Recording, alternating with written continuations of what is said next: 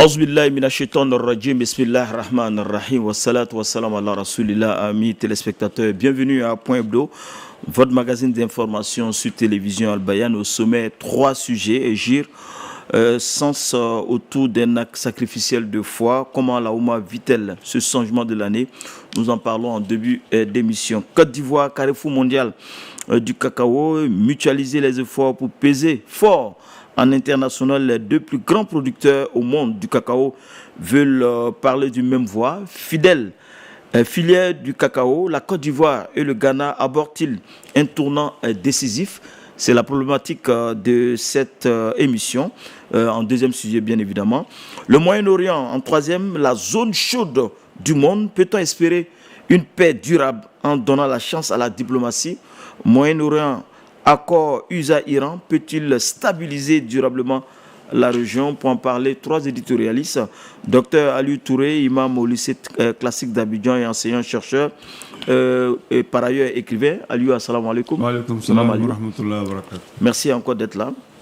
Je vous en prie. Professeur Amadou Siandou Konaté, enseignant-chercheur à l'université Félix Houphouët-Boigny, écrivain. Assalamu alaikum. Wa alaikum salam wa rahmatullah. Bonne arrivée de... C'est Dabakala, hein? Dabakala. Inch'Allah. C'est bien passé. Alhamdulillah. Docteur ici également est à l'intérieur du pays, dans le cas d'Edjilado. C'est tout à fait normal dans notre contrée, hein. Inch'Allah. Docteur Nourdine Yowole, il est conseiller technique à la Commission nationale des frontières Côte d'Ivoire, expert en communication politique et sociale et communautaire, écrivain. Assalamu alaikum. Wa alaikum salam wa rahmatullah wa barakatuh. Merci messieurs d'être là cet après-midi pour parler de ces 3 sujets. Le premier, c'est la Oumma qui a entamé mardi le nouvel an égirien, un changement d'année qui marque le début d'une nouvelle espérance. Entre rétrospection et projection, quelle portée, on va dire, quel sens est la portée de l'égir dans la vie du musulman? Imam, je m'adresse à vous. L'égir, que représente l'égir pour le musulman? Bismillahirrahmanirrahim, wa salatu wa salam wa rasulullah wa ala alihi wa sallam. Merci Elhadj Koïta. D'abord, disons que avant de venir même à la vie du musulman, il faut venir d'abord même sur la création de l'islam. Vous voyez, l'égir, c'est un peu comme l'acte de naissance d'un individu. Vous voyez, quand l'individu naît, ou bien quand c'est un État, on peut parler de la proclamation de son indépendance. Vous voyez, au début, les croyants intéressés par le monothéisme tournaient autour du message qui était déjà un message qui n'était pas encore vraiment très avancé, du message du prophète Mohammed sallallahu alayhi wa sallam. Et donc, il faisait que les entretenir et leur permettre d'attendre. Mais tout le monde, ça se voyait bien que les gens voulaient plus. Ils voulaient vivre leur vie selon ce nouveau mode de vie. Ils voulaient être libres d'aller et de venir. Donc, ils étaient un peu cloîtrés. Par-ci, il y avait quelques-uns par-ci dans les zones où le professeur Sam était allé prêcher. Et il y avait le gros lot qui se trouvait à Médine, une bonne à Médine. Et il y avait un groupe de personnes qui étaient autour de lui à la Mecque. Alors, Dieu, dans sa grande volonté, a voulu que, au niveau de Médine, les uns et les autres, le mouvement prenne plus corps et le message soit plus... les gens soient plus acquis au message là-bas. Et donc, on a eu beaucoup plus de gens. Et à partir de ce mouvement-là, Dieu a donné donc l'ordre et instruction au prophète Mohammed sallallahu alayhi wa sallam de faire émigrer tout le monde, de faire ce qu'on appelle l'égir, al-hijra. Et donc, ce point de départ, avec l'arrivée du prophète Mohammed sallallahu alayhi wa sallam à Médine, il était déjà précédé par tous ceux qui y étaient. C'est comme un peu vraiment la proclamation de l'indépendance. Les musulmans se retrouvent, ils ont une terre, ils ont une communauté, ils ont une mosquée, ils ont un guide, un chef d'État, un guide spirituel et un guide dans leurs affaires. Et puis bon, c'est à partir de ce moment. Alors donc, vous voyez, du point de vue historique, c'est très fort, l'égir. Évidemment, si on ajoute à ça maintenant que c'est à partir de l'égir que la datation, selon les musulmans, commence. L'an 1 commence à partir de l'Égypte. Si bien que chaque année, nous sommes dans la célébration de l'Égypte, c'est donc le nouvel an musulman. Nous sommes cette année en 1448. Il y a quelques jours de cela, avant donc la venue du mois de Muharram, on était en 1447. Vous voyez, donc l'Égypte devient donc aussi bien un acte de la création de la communauté musulmane et un indicateur de la datation qui permet de passer d'une année à une autre. Inch'Allah. Professeur Siandou, déjà, l'Égypte, c'est un grand moment dans la vie du musulman, principalement dans la vie du prophète sallam à travers les explications de Dr Alioune Touré. On parle des sacrifices de foi. C'est un don de soi de la communauté, de sorte à ce que Allah, dans sa volonté, inspire ceux après le prophète disent que c'est à cette période-ci qu'il faut choisir le calendrier. Parce qu'on pouvait choisir la naissance. Ça ne va pas devenir Égypte, ça va devenir un autre nom. Absolument. Alors quel est votre regard là-dessus? أعوذ بالله السميع العليم من الشيطان الرجيم بسم الله الرحمن الرحيم ثم الصلاة والسلام على سيدنا محمد. Moi, je vois d'abord l'Égypte à travers deux prismes. Le premier prisme, c'est historique. C'est ce prisme-là qui nous permet, n'est-ce pas, de parler de comment est-ce que Ar-Rasoul sallallahu alayhi wa sallam est venu à la Mecque. Et quand il est venu, ça a causé un tas de bouleversements. Bouleversements psychologiques, bouleversements politiques, bouleversements sociologiques. Donc tout cela, ça fait qu'il y a eu une nouvelle donne. Et cette nouvelle donne-là, évidemment, c'est ce qui a causé, bien entendu, cette émigration du prophète Mohammed sallallahu alayhi wa sallam et ceux qui ont cru en son message. Ça, c'est déjà une leçon. Je vais revenir là-dessus. Et le deuxième prisme pour moi, c'est un peu métaphorique ou bien symbolique. C'est-à-dire, c'est cette translation du mal vers le bien. Puisque Ar-Rasoul sallallahu alayhi wa sallam, il est venu avec un tas de messages où il nous enjoint de faire le bien et nous enjoint également de tourner le dos au mal. Bien entendu, en nous disant ce que cela peut comporter en termes de récompense, n'est-ce pas? Vous faites le bien, vous avez ceci, vous faites le mal, vous avez cela. Et pour moi, c'est ça qu'on doit prendre et coller à l'Égypte. C'est ça qui définit notre identité. C'est ça qui définit les nouvelles traditions qui sont venues avec Ar-Rasoul sallallahu alayhi wa sallam pour qu'on voit que, oui, il est dans la continuité des messages qu'Allah subhanahu wa ta'ala a donné à Sayyidina Moussa alayhi salam, le message que Allah il a donné à Sayyidina Aïssa alayhi salam, et lui son message c'est la complémentarité. Mais cette complémentarité, évidemment, ça vient avec des éléments spécifiques qui nous particularisent en tant que musulmans. Et c'est ça qu'on colle à ce qu'on appelle le nouvel an. Et quand on fait quand on enseigne, n'est-ce pas, cette période à nos enfants, quand on enseigne à la Oumma, où nous avons souvent quelques Omeyoun, c'est-à-dire des gens pas totalement bien éveillés, on insiste là-dessus pour que l'on comprenne que Ar-Rasoul sallallahu alayhi wa sallam, il est venu de très loin, il est venu, n'est-ce pas, créer un véritable désordre dans la façon polythéiste de comprendre du rapport entre l'individu et Allah subhanahu wa ta'ala pour prêcher ce qu'on appelle le monothéisme dur et pur. C'est ça pour moi ce qu'on appelle le nouvel an musulman ou bien le nouvel an lunaire ou égyrien. Et pour moi, c'est ça qu'on appelle même Ar-Rasoul sallallahu alayhi wa sallam. Et dans le message d'Allah subhanahu wa ta'ala sous le contrôle de l'imam, quand Allah parle, il nous donne les qasas, c'est-à-dire les histoires des prophètes et autres. Quand il finit, il dit quoi? Inna fi dhalika la'ibrat liman yakhsha.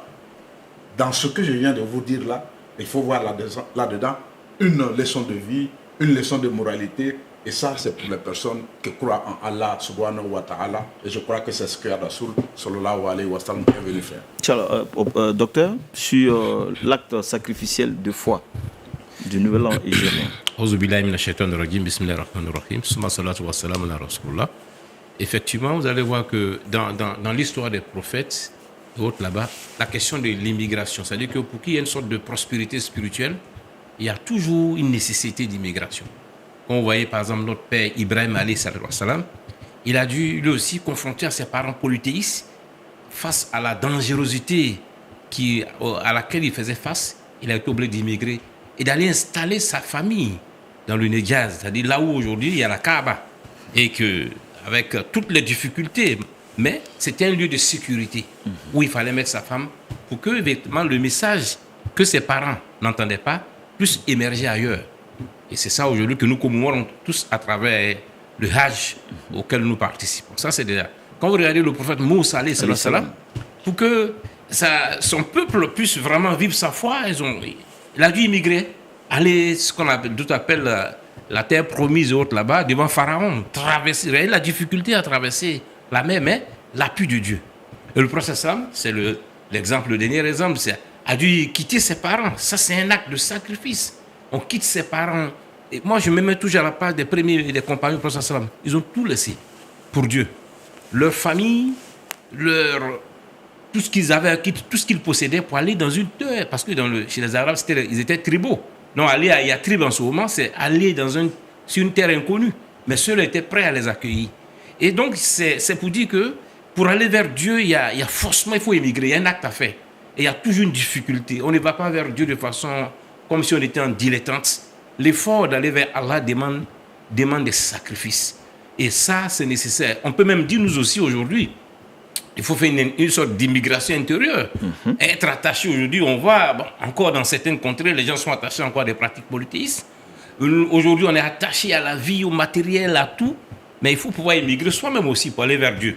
Pour que véritablement, là, on puisse évoluer vers Allah et être attaché à Allah. Je vais juste prendre un verset du Coran.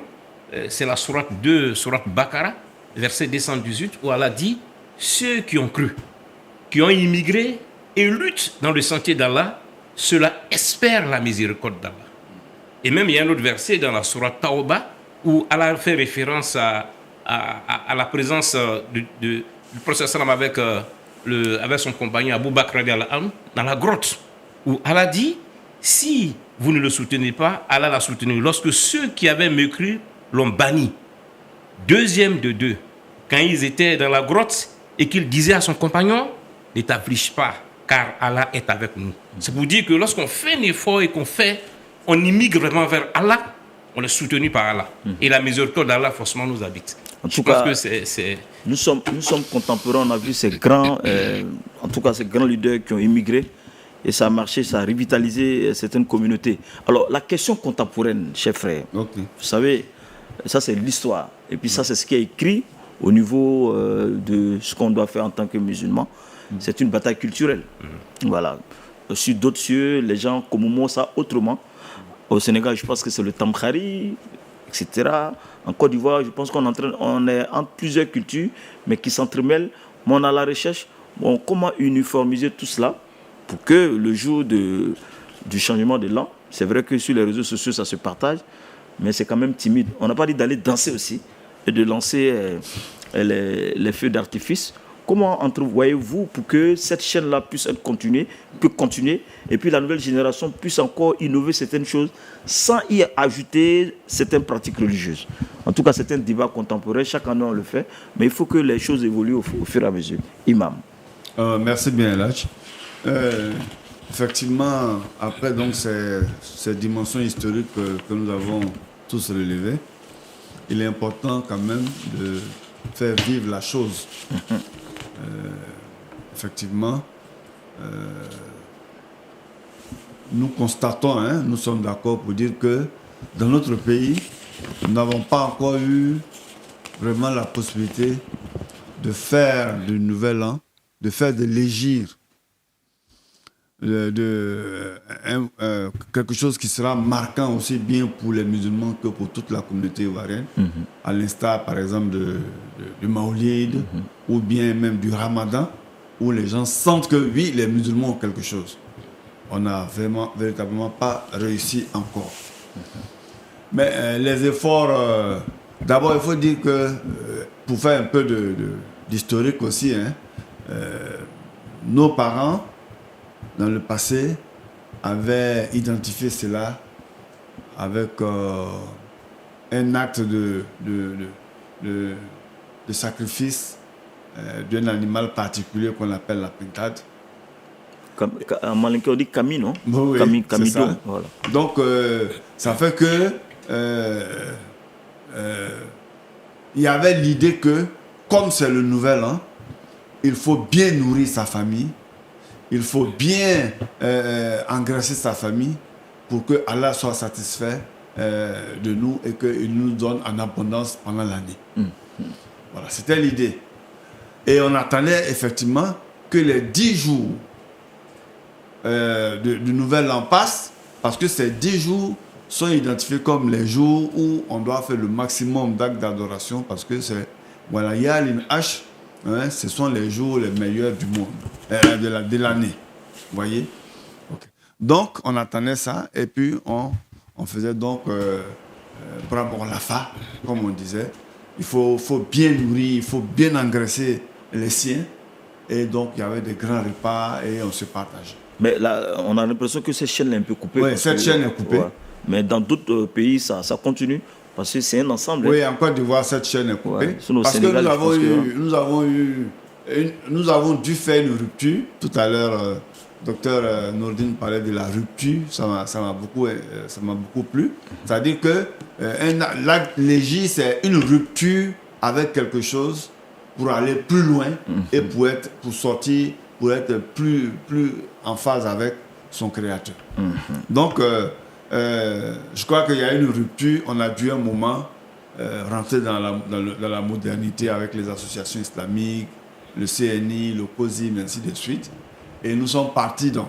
Et dans ce mouvement de rupture, on a revu certaines choses. On a revu le ramadan, on a commencé à voir les méga cadres et autres, et les ruptures collectives, ensemble, dans les familles, dans les communautés professionnelles, les communautés de mosquées, ainsi de suite.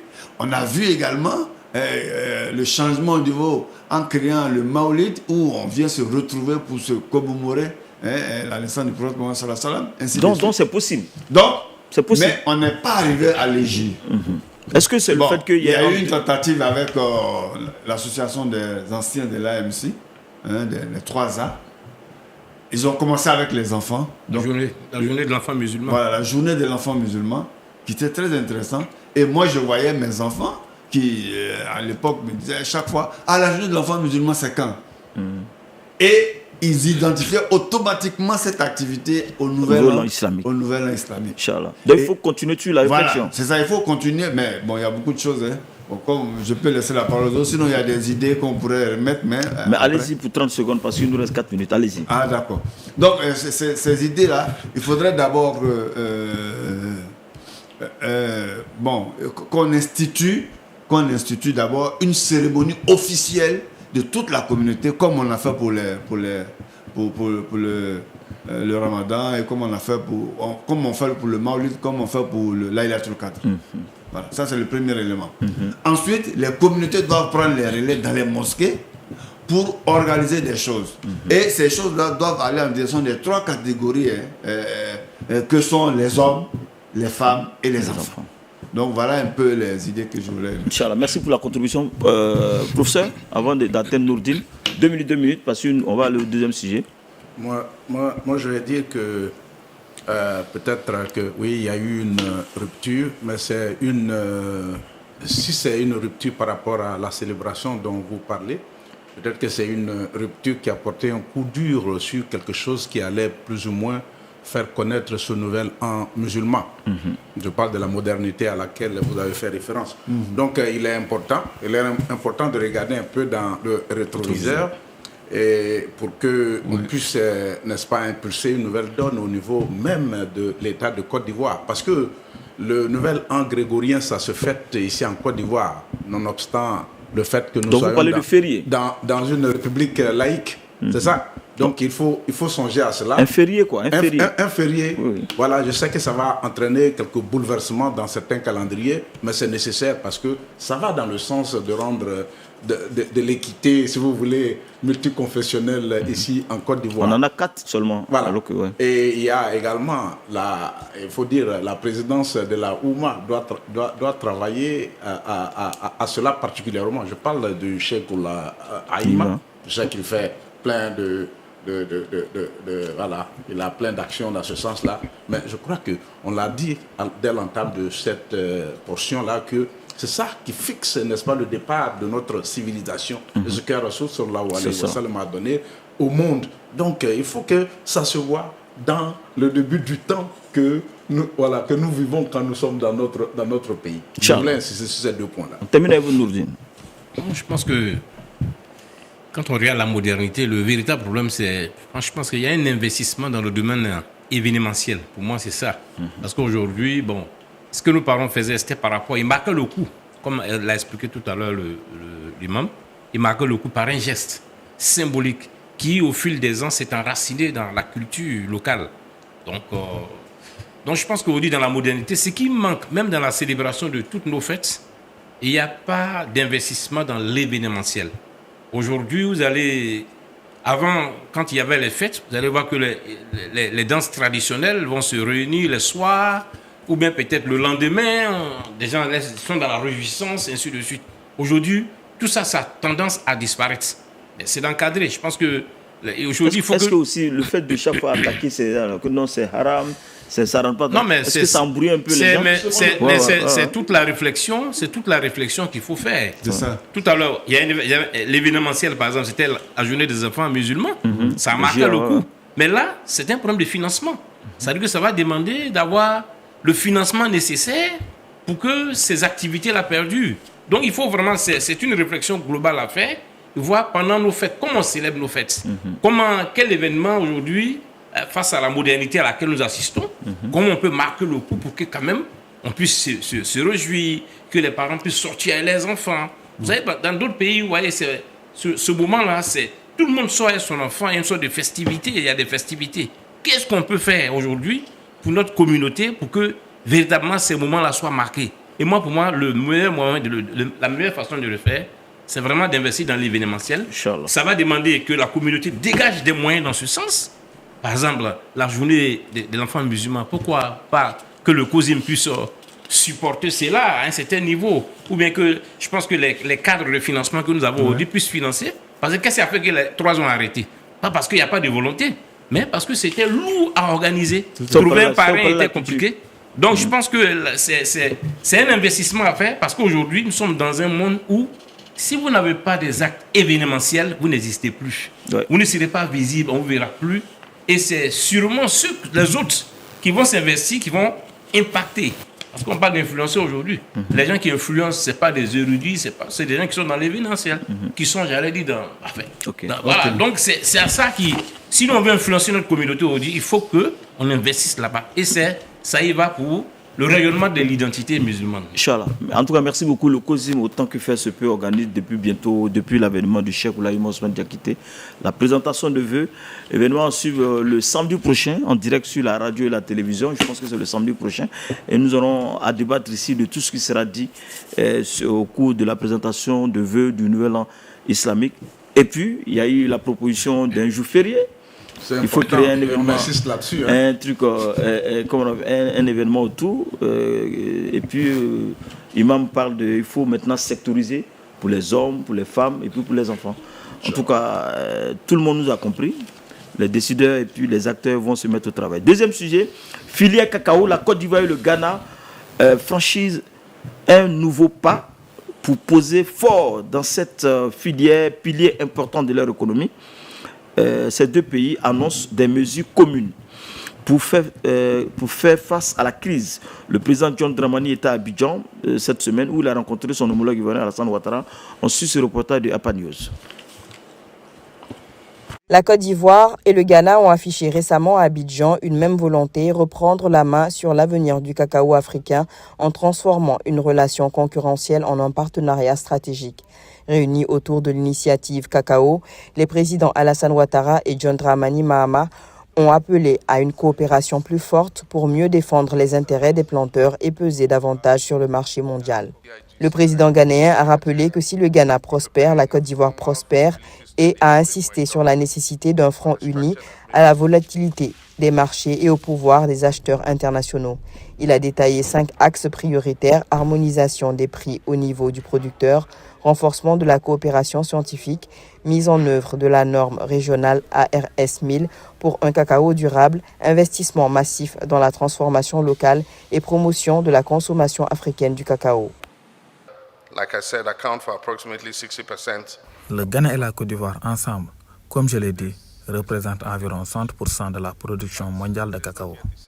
C'est une position dominante, mais elle n'est pas encore décisive. Lorsque le Nigeria et le Cameroun sont inclus, ces 4 nations africaines fournissent collectivement près de 80% du cacao mondial. Le président ivoirien Alassane Ouattara a souligné quant à lui le caractère stratégique du cacao pour la souveraineté économique et le développement rural. Sa priorité, garantir une rémunération juste pour le planteur et accélérer la transformation locale pour créer emplois et valeur ajoutée sur le continent. Notre première priorité demeure la garantie d'une rémunération juste et digne pour le planteur. La juste rémunération est un pilier essentiel de la durabilité de la filière. Les deux présidents ont aussi plaidé pour l'élargissement de l'initiative à d'autres pays africains producteurs, citant le Nigeria et le Cameroun, afin d'atteindre une coalition capable de peser significativement sur le marché mondial. Retour sur ce plateau, Eladj Nourdine, c'est un grand pas que la Côte d'Ivoire et le Ghana est en train de mettre en place. De sorte, est-ce que ce n'est pas une sorte de OPEP du cacao en associant le Nigeria et le Cameroun? Oui, bien sûr. Est-ce que ce n'est pas une manière également de se battre contre ces grandes firmes au niveau international qui prennent les fers du cacao?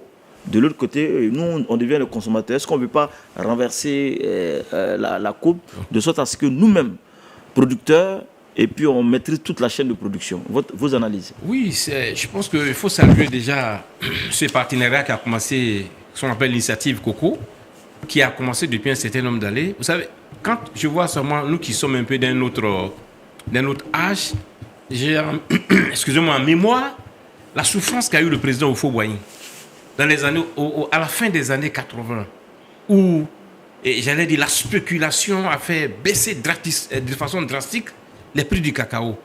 Je rappelle bien que le président même Houphouët-Boigny, père à son âme, avait même dit qu'il ne vendra pas son cacao, qu'il va le conserver, parce qu'il pensait qu'en ne le vendant pas sur un certain nombre d'années, enfin, un certain nombre de mois, il pouvait créer une sorte de remontée des cours. Mais les géants du cacao se sont arrangés pour que les cours s'effondrent. Et ça nous a créé tous les problèmes, toutes les perturbations que nous avons connues au niveau politique surtout. Ça vient de là-bas. Donc, quand je vois aujourd'hui que le Ghana et la Côte d'Ivoire, qui sont des voisins, moi qui suis dans la coopération transfrontalière, j'ai dit, mais c'est ça. Il faut retenir que comment on peut dire ça, les frontières sont une sorte de piège colonial, psychologique, politique, que les pays africains n'arrivent pas à se défaire. Donc, il ne peut pas se défaire. C'est-à-dire qu'il faut pouvoir partir au-delà de ça et comprendre que nos pays sont les mêmes, qu'il y a une sorte d'intégration de notre économie. Et là, il faut féliciter les deux pays, les deux présidents. Ça a commencé déjà avec l'ancien président, et que celui qui est arrivé continue encore avec le président Alassane Ouattara pour former une sorte de OPEP. Vous voyez, on dit que l'OPEP agit facilement sur le cours mondiaux du pétrole. Et on doit y arriver. La Côte d'Ivoire et le Ghana font 60%. Mais si le Nigeria et le Cameroun aussi agissent, ça fait 80%. Mais ça ne va pas suffire. Vous voyez, tout à l'heure, ils ont énoncé 5 stratégies. D'abord, harmoniser les prix. Vous voyez qu'on dit la contrebande. Bon, les gens rentrent au Ghana parce que c'est moins cher, ou bien ils viennent en Côte d'Ivoire parce que c'est plus cher. Mais si on harmonise les prix, nous n'avons plus de contrebande. Ensuite, la coopération scientifique. Par exemple, le cacao, il faut revoir le verger. et puis c'est menacé par des maladies. Dans la coopération, il faut que nos scientifiques se mettent ensemble pour non seulement augmenter la productivité, mais surtout lutter contre ensuite la norme. Parce que si on s'impose, on aura notre norme. Or, c'est les Européens qui nous imposent des normes aujourd'hui. Ensuite, l'investissement pour la transformation. C'est ça qui est essentiel. Il faut qu'on puisse arriver à transformer notre cacao sur place, mais surtout à en consommer une bonne partie. Si on arrive à transformer, vous imaginez, mais on n'aura plus besoin d'aller vendre sur le marché international. On aura transformé, donc toute la chaîne de valeur sera de notre côté. Mais il faut que la Côte d'Ivoire et le Ghana se mettent ensemble pour réaliser ce qu'on appelle là, ce challenge-là. Inch'Allah, on parle de unité. En ce moment-là, les Africains doivent être unis. Et on parle du ZLECAf. La Côte d'Ivoire et le Ghana, en faisant cela à travers le cacao, peut montrer la voie à d'autres pays. Au niveau même du pétrole, ces grands producteurs du pétrole, à savoir le Nigeria, l'Algérie, la Libye, l'Angola, peuvent s'unir pour également peser dans l'espace mondial. Est-ce que pensez-vous que ça va porter ses fruits demain pour que le planteur lambda puisse bénéficier du labeur des fruits de son travail? Vous me voyez bien heureux là, parce que c'est ce qu'on attendait. C'est ce qu'on a demandé de tous nos voeux. Mais qu'est-ce qui bloquait? Vous voulez savoir ce qui bloquait? Oui, allez-y. Aux indépendances, nos pays sont entrés dans sont rentrés dans les indépendances avec des accords pas possibles. Quand vous prenez historiquement les travaux qui ont été faits par les auteurs, vous voyez, il y a des pays qui signaient comme quoi tout ce qui est produit agricole doit revenir aux colonisateurs anciens. Même souvent, certaines parties de leur territoire sont les sous-sols et tout ça. Quand on disait que, vous vous rappelez, on disait dans le temps que la Côte d'Ivoire est une chasse gardée de la France. Mais écoutez, ça vient de quoi? Il y avait pas mal d'accords incroyables qu'ils ont fait signer au pays. Vous voyez pas comment les cascades, les indépendances dans ces pays-là, c'était des choses arrangées. 1960, 59, 60, 61, tous les pays-là ont commencé à être indépendants et chaque pays choisissait sa date. Bon, vous voyez? Donc, en fait, nos pays africains étaient encore sous l'emprise de ce qu'on peut appeler le néocolonialisme. Il y a eu des auteurs qui ont critiqué ce néocolonialisme. Joseph Kizerbo et autres nous ont fait des écrits, les historiens en ont parlé. 60 ans après, on voit déjà les choses évoluer. Voilà. On est dans le concret maintenant. C'est maintenant que les choses commencent à évoluer. Vous voyez, c'est pourquoi vous me voyez sourire, parce qu'il était temps. Il était temps. Nous avons ici, sur ce plateau, on a mis l'accent sur le fait qu'il est nécessaire pour qu'on sorte on abandonne le CFA pour avoir une monnaie qui soit typiquement africaine. Mais tout le monde, vous voyez, tout le monde attend ça de tous les vœux. Partout, tout le monde, tous les peuples en ont besoin. Mais on ne voit rien encore. Donc vous voyez, on n'est pas aussi libre que ça. Parce que les Africains ont pensé que c'était des questions affectives, des problèmes d'État. Je dépends de telle personne, ou bien c'est telle-là qui va m'aider à faire ceci, cela. Bon, mais les États n'ont pas d'amis. Les Blancs, eux, ils n'ont pas d'amis, ils ont des intérêts. Hein? Bon, excusez-moi, mais je vais vous donner une anecdote rapidement de Cheikh Boakari qui m'a dit un jour que il a un collègue blanc du service qui lui a dit que la Côte d'Ivoire se comporte comme une prostituée qui a été trahie. Bon, donc vous voyez, mais ce que ce blanc a dit, c'était justement à l'occasion de ce dont parlait Dr Nourdine. On a vu le président Fouba ici qui allait faire près de 6 mois en France pour taper toutes les portes pour que le cacao passe de 200 francs à 200, à 300 francs ou bien 400 francs. C'est pas passé. Le vieux a souffert à cette époque. Oui, c'est pas passé. Et c'est à ce moment-là que cette phrase est sortie. Ça veut dire quoi? Bon, on t'a exploité. Bon, et tu crois que c'est une question d'affection, mais non, nous, on a nos intérêts. C'est ça. Que Dieu nous garde. Inch'Allah. Alors, professeur, la Côte d'Ivoire, pays francophone, le Ghana, pays anglophone, ce n'est pas une barrière. si on fixe le prix en CEDI, on espère le Q, hein, c'est quoi, c'est l'éco très bientôt, en 2025, très bientôt. Le prix, comparativement à la Côte d'Ivoire, que ce soit le même prix, c'est un signal fort pour qu'on puisse s'unir dans certains domaines au bénéfice de nos populations africaines. Absolument. Il faut dire que peut-être on a besoin d'avoir ce dénominateur commun là qui est la monnaie dont vous parlez. L'éco. Voilà, parce que c'est un peu la même chose hein, quand vous regardez ce qui se passe en Europe. Je crois que tout le monde utilise ça malgré les barrières, si vous voulez, linguistiques. Voilà, linguistiques et frontalières et tout. Donc pour moi-même, la barrière linguistique et tout ça, bon, on ne doit pas considérer ça comme étant quelque chose d'inhibitif. Voilà, parce qu'on est tout compte fait au XXIe siècle, c'est des choses qu'on surmonte.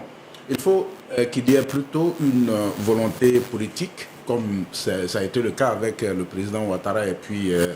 ils sont dans le pragmatisme. Voilà, dans le pragmatisme. Ouais. Voilà, c'est seulement à ce rythme-là et puis à ce prix-là qu'on va avoir cette souveraineté économique dont nous avons besoin. Parce que, vous l'avez dit, hein, on a nos drapeaux là qui flottent sur nos palais et autres, mais ce n'est pas ça l'essentiel. L'essentiel, c'est d'avoir la possibilité de décider, voilà, ce qui me convient lorsque je produis quelque chose comme... C'est déjà le début. Et j'ose espérer que ce rythme-là va être gardé et puis ça va aboutir sur quelque chose de beaucoup plus voilà, pragmatique. Et c'est seulement à ce prix-là qu'on va pouvoir mieux se réjouir plus que l'imam. Parce que, voilà, c'est ça. Comment est-ce que, dans les deux points, comment est-ce que les planteurs peuvent avoir, n'est-ce pas, une sorte de prix pour leur sueur, parce que c'est un point absolument important. Et puis, comment est-ce qu'il faut faire en sorte que nous qui produisons ces matières-là, voilà, comment est-ce qu'on peut consommer ça? Moi, ça me fait très mal. Une petite anecdote, s'il vous plaît, si j'ai un peu le temps, c'est par rapport au café. Je vais c'est à New York et on me donne du café et je me vois au fond du verre. Je dis mais c'est quel type de café là? Et puis la dame me demande c'est quel type de café, ça veut dire quoi? Est-ce que vous connaissez le café? J'ai dit oui, je connais le café, je produis le café. Et puis elle me demande voilà, montrez-moi le nom de votre café sur cette palette là. Il n'y en avait pas. Il y avait le café éthiopien. Très bon. Il y avait le café éthiopien et il n'y a pas de café. Et puis on dit French toast. C'est-à-dire le café qui vient de la France. Mais moi, je sais que ça venait de chez moi. Mais je ne vois pas mon nom là-dessus. Là, ça interpelle les businessmen africains à investir. Les Dangote, les Diagou, autres à investir dans ce domaine. Il faut investir dans ce domaine-là pour qu'on crée une tendance locale ici où on est un chef chocolatier ivoirien. Parce que ça doit venir de chez nous ici, du Cameroun et du Ghana, au lieu de venir de, je ne sais pas moi, de la Belgique et autres. Non, et puis là, je voulais insister qu'il faudrait que dans les projections démographiques disent que c'est en Afrique qu'on aura le plus de population.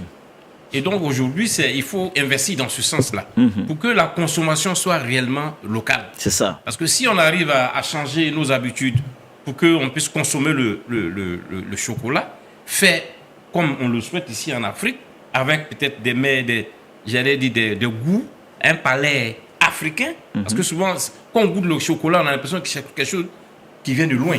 Mais si on le fait un peu avec le palais africain, on a des chefs qui le font, et dans les futures générations, ça rentre dans les habitudes de consommation, vous voyez qu'on aura réglé notre problème. Non seulement on produit localement, et on consomme une bonne partie, vous voyez, on ne sera plus à la merci de tous ces grands groupes européens et mondiaux qui font la pluie et le beau temps sur le marché international des cafés. On s'en souvient que Bédié également avait fait une tournée en France pour lutter contre l'ajout je crois, le beurre. Hein, le beurre, dans le cacao qui allait diminuer drastiquement l'apport tout ça pour ne plus consommer notre café. Et vous voyez encore le problème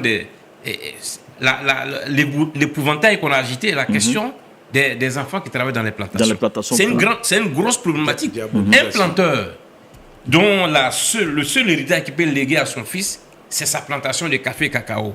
Si dès le bas âge, l'enfant n'y va pas pour apprendre à savoir comment on cultive le cacao là-bas, comment demain on peut avoir des producteurs de café et cacao? Pas qu'on utilise les enfants sur ce plateau. Non, je veux dire que c'est une problématique. Oui. Parce que vous voyez que le président Alassane Ouattara a menacé même de dire s'ils ne consomment pas, on ira vendre ailleurs. C'est ça, non, c'est c'est pas un sujet tabou, il faut le dire. Absolument. Voilà, parce que je veux dire que tout ça, pour ne pas bien payer notre café cacao. C'est ça, oui. Notre café. Il crée des problèmes. On est d'accord qu'effectivement, là où il y a exploitation d'enfants, mais il faut condamner, on n'est pas pour ça. Absolument. Mais je veux dire que c'est toutes ces subversives-là qui sont utilisées pour ne pas payer notre cacao au juste prix. Et je dis que si aujourd'hui, nous, on arrive à transformer localement et à consommer comme il se doit, c'est ça le grand et défi. avoir, j'allais dire, des écoles de café cacao, parce que vous pouvez mettre des écoles qui, nos lycées professionnels, là. Et il faut mettre des curricula qui apprennent déjà comment on cultive le café. En fait, voilà, comment on cultive le café jusqu'au bout. On a des agro-businessmen, businesswomen qui sortent, qui vont gérer les plantations de demain. Je pense qu'il faut se projeter dans ces choses-là. J'ai la tour du café cacao au plateau déjà, qui montre les ambitions de ce pays. Imam, en une minute, le Nigeria et le Cameroun dans ce groupe, c'est une aubaine. 80%. En une minute. Oui, une très grande aubaine. Cela veut dire que l'Afrique pourra commander tout le processus qui consiste à produire ces deux matières, la café cacao, à les transformer, à les vendre et à en tirer le meilleur bénéfice. Inch'Allah. Parce que dans tous les cas, il suffit de faire un tour en Europe ou en Amérique pour savoir qu'ils ne peuvent pas se passer de ces choses-là. En tout cas, on ne peut pas vivre là-bas sans boire du café. Et puis ensuite, toutes leurs traditions, toutes leurs fêtes sont autour du cacao. Du cacao et du chocolat. Du chocolat. Et je peux vous en dire, un truc au département d'État à Washington, je ne fais pas la publicité, un Seaburg, pour avoir le café. Et ça coûte de l'argent, au moins $10 la petite tasse. Absolument. Et ce sont les cafés africains. En tout cas, vivement ce rapprochement entre les pays pour le développement de nos industries et de nos pays. On va à la pub, on se retrouve juste après pour aborder le troisième sujet de cette émission sur le Moyen-Orient, accord États-Unis-Iran. Cet accord-là peut-il stabiliser durablement la région? On se retrouve juste après. Avec l'application Orange Money, vous avez la possibilité de soutenir le groupe Média Al Bayan sans vous déplacer. Accédez à l'application en cliquant sur le volet partenaire. Une fois la fenêtre ouverte, vous trouverez juste en bas l'icône télévision Al Bayan où vous continuez ensuite. L'étape suivante consiste à saisir le montant du dépôt à effectuer, après quoi vous devrez procéder à la confirmation de votre code secret. Il ne manque plus qu'à valider et puis le tour est joué. C'est simple comme bonjour.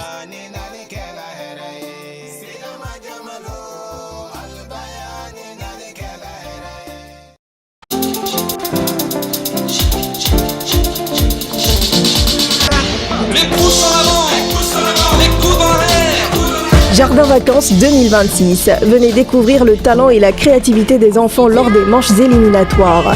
Tous les mercredis à partir de 13h à l'auditorium de la mosquée Salam du Plateau. Au programme, Nob Quran, sermon, culture générale et les tickets d'entrée sont à 1000 francs CFA. Une ambiance éducative et spirituelle à vivre en famille. La bonne parole est une aumône. Je vous remercie.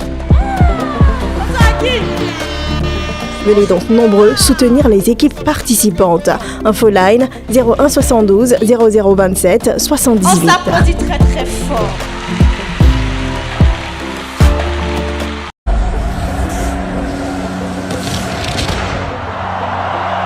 Diallo passé devant. Amad Diallo. Le derby doit se nourrir de ce type d'émotion. Comment contribuer avec Wave? Appuyez sur Paiement, recherchez Al Bayan, sélectionnez votre communauté et voilà, c'est payé. Avec Wave, scanner, c'est payé. C'est simple, rapide, sécurisé et gratuit. Retour ici au studio Cheikh Aboubakar Fofana, vous suivez Point Hebdo, votre magazine d'information sur la télévision albayane. On vient de traiter des sujets légers sans autour d'un acte sacrificiel de foi. Le deuxième filière cacao, la Côte d'Ivoire, le Ghana aborde-t-il un tournant décisif? Vous avez entendu les propositions de nos auditéralistes maison, à savoir Dr Nourdine Oyewole, Dr Alioune Touré et professeur Siandou Amadou Konaté. Je vous rappelle également que la semaine prochaine, on va analyser et décrypter la cérémonie de présentation de vœux du nouvel an islamique 1448 organisée par le COSEMICI à la grande mosquée de la Riviera Golfe. Et puis, autre information, Jardin des enfants, nous sommes dans les vacances. Prenez les tickets pour vos enfants, c'est 1000 francs l'entrée. C'est à l'auditorium de la mosquée Salam du Plateau. La deuxième manche aura lieu le mercredi prochain, fin de la mise en place à 13h30. L'émission animée par Tonton Hakim et Tata Soumi. Troisième sujet, dernier sujet de cette émission. 5 mois après 5 mois de belligérance, l'Iran et les États-Unis ont signé un accord de paix sous la médiation du Pakistan. L'accord a été signé à distance.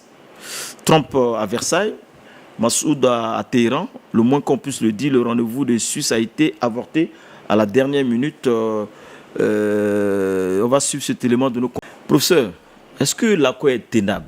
Jusqu'à ce matin encore, j'ai eu des dépêches comme quoi l'Iran veut fermer le détroit d'Ormuz parce que Israël continue de bombarder le sud du Liban, parce que le Liban fait partie intégrante de l'accord. Ça, c'est de 1.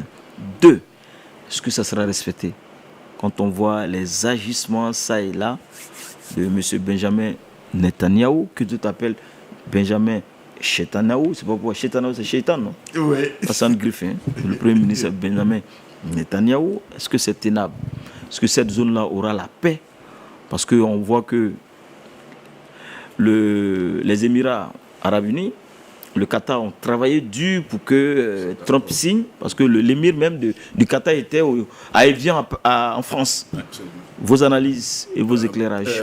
Il faut dire que en pareille situation, on a soit une reddition qu'on signe lorsque une partie est victorieuse et l'autre est vaincue, et on lui impose toutes les conditions, n'est-ce pas, du fait d'être vaincu, capitulation. De capitulation.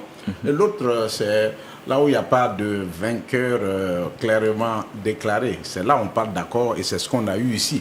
Mais quand on fait une lecture beaucoup plus approfondie, comme vous avez vu dans l'élément, il n'y avait pas de péage au détroit d'Ormuz, il y en a plus ou moins, et je crois que c'est ça qui fait ce qu'on appelle le leverage. Ça donne cette possibilité d'action immédiate et peut-être aussi dans le futur à l'Iran, si jamais l'accord capote.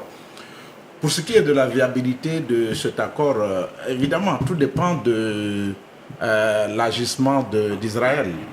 Pour moi, j'aurais bien voulu qu'Israël soit plus ou moins associé à cet accord. Mais comme c'est un duo Amérique-Israël contre l'Iran, ça peut se comprendre. Mais tant qu'il y a cette réticence-là ou cette volonté d'Israël de faire capoter, parce qu'il y a cet objectif-là d'avoir sa sécurité contre sécurité en utilisant la violence pour avoir une mainmise sur la région. Tant que cette donne-là est là, c'est la stratégie adoptée. Voilà, cette viabilité de l'accord, moi, pour moi, c'est un peu problématique. Mais que ce soit là ou pas là, je crois que déjà, le fait que l'Iran ait obtenu tout ce qu'il voulait, ça donne, ça change. Mais l'Iran aussi a perdu beaucoup. Le guide Ali Khamenei a été assassiné. Oui. D'autres penseurs ont été tués, des scientifiques ont été tués. Oui. Le pays a été quand même... il y a des balafré plus ou moins. Oui, absolument. Mais alhamdulillah Rabbil Alamin, on a même les médias occidentaux ont toujours rabâché le fait que chez les Iraniens, on a développé cette approche, comme on appelle, au martyr. Donc, voilà, le guide est parti, il y a un autre guide qui est là. Donc ça n'a pas posé de problème en tant que tel. C'est la même chose au niveau des scientifiques. On a éliminé des scientifiques et tout le monde sait le degré et le grand niveau de production de scientifiques et d'ingénieurs en Iran. Ça a été un remplacement. L'acquis, maintenant, c'est le fait que, voilà, ce que les États-Unis voulaient, changement de régime, ça n'a pas marché. On voulait quoi d'autre, arrêter l'enrichissement, n'est-ce pas, de l'uranium, ça n'a pas marché. On voulait prendre l'uranium, ça n'a pas marché. Donc on est dans une sorte en tout cas, le premier objectif n'a pas été atteint, le régime. Voilà, donc on est dans une sorte de statu quo. Donc à la fin de la journée, il faut dire que le victorieux, c'est l'Iran. Donc ça veut dire que cette guerre a été stupide. Une guerre stupide, une guerre stupide qui a recomposé la géopolitique du Moyen-Orient en faveur de l'Iran. Alors, selon l'opinion américaine défendue par le vice-président, là, au moins 53 ou 60% de la population américaine est contre cette guerre. Ils avaient même dit de ne pas y aller. Et cela a amené Donald Trump à signer cet accord. On ne parlera pas de capitulation, mais c'est la réalité, c'est la réelle politique sur le terrain. Est-ce que vous pensez qu'avec ce qui se passe, est-ce que cette zone-là sera calme? Je ne pense pas. Je ne pense pas. Mais, c'est-à-dire, l'analyse que moi je fais, il faut prendre les deux belligérants, les deux principaux belligérants. L'Amérique, avec son président, Donald Trump. Voilà, Donald Trump. Ils sont entrés en guerre contre toute attente, sans préparation, sans organisation. Et puis, paf, on a appris qu'ils ont commencé à attaquer. Ils sortent de la même manière. Ils sortent aussi sans préparation, sans crier gare, sans chercher à faire le bilan. Paf, ils ont arrêté. Je pense que l'Amérique a beaucoup perdu dans cette guerre-là. Parce que déjà, la grande crainte qu'on avait des États-Unis d'Amérique, on s'est dit, bon, voilà, un pays, il ne faut pas les chercher, ils sont capables de détruire, de faire ceci, de faire cela. C'est-à-dire, l'hégémonie américaine s'écroule. Et puis, vous voyez, l'adversaire, quand on a un adversaire, c'est dans l'esprit qu'on se fait même cet adversaire. On a cet adversaire, mais ça c'est brisé même.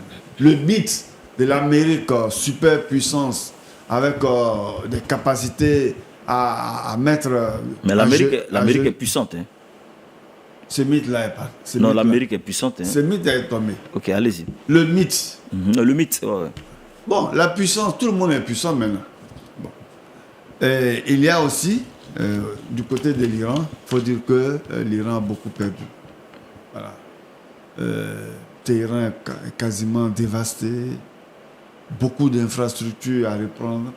Il faut reconstruire. Il faut repartir. Ils ont même bombardé un pont qui relie une grande partie de l'Iran, etc. Voilà. Il faut repartir des plus belles. Vraiment, c'est des travaux à n'en pas fini qui vont démarrer. Et puis, les pertes humaines, elles sont énormes. Hein? À commencer même par le guide suprême. Donc, je me dis que tout le monde a perdu dans cette guerre. Tout le monde a perdu. Et je pense même que le plus grand perdant, c'est Israël. Parce que Israël qui vient de se rendre compte que, en fait, son protecteur ne peut pas le protéger réellement.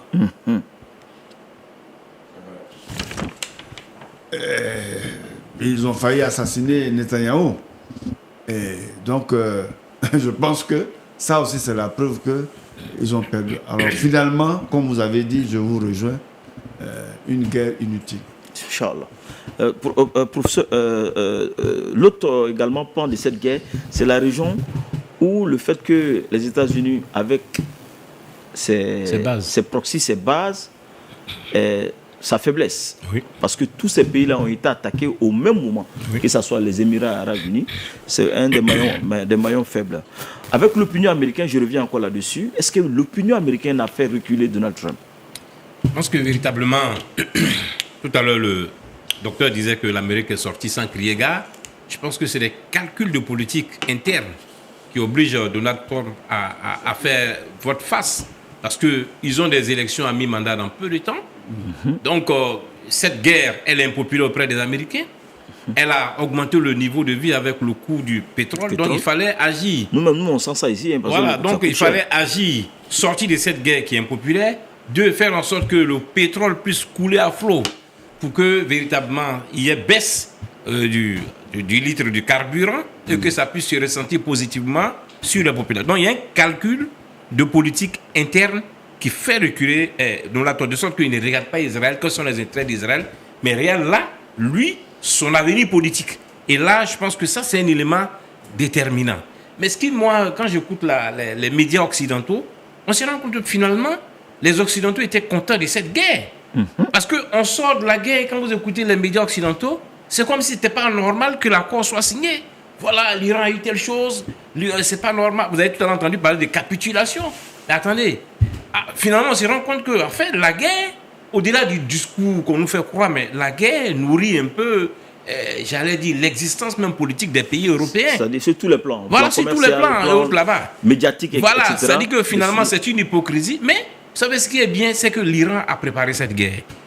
Il savait depuis que l'ayatollah Khomeini Rahimullah désignait les États-Unis comme le grand Satan. Et ça, il savait que, puisque l'objectif de la révolution iranienne, c'est de chasser Israël de Jérusalem, de faire en sorte que les musulmans puissent reconquérir Jérusalem. Ça, c'est un objectif de la révolution. Donc, Israël était un objectif. Donc, cet affrontement-là, ils savaient que tôt ou tard, ça allait arriver. Et ici, ils sont préparés.